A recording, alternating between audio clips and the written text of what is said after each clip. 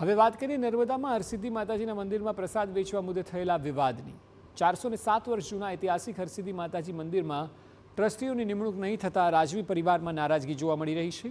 સાથે જ મંદિરમાં પ્રસાદ વેચવા બાબતે વ્યાપારીકરણ થતાં યુવરાજ માનવેન્દ્રસિંહ ગોહિલ નારાજગી વ્યક્ત કરી રહ્યા છે।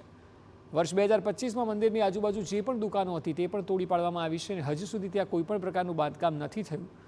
રાજ્યના ઘણા મંદિરોનો રાજ્ય સરકાર વિકાસ કરી રહી છે, તો રાજપીપળાના ઐતિહાસિક હરસિદ્ધિ મંદિરને કેમ બાકાત રાખવામાં આવી છે તેમ યુવરાજ માનવેન્દ્રસિંહ સવાલ ઉઠાવ્યા। પ્રસાદ વેચાતું હતું તે એ મંદિરની એક આવક થતી હતી, તો એમાં હવે એને હટાડીને ત્યાં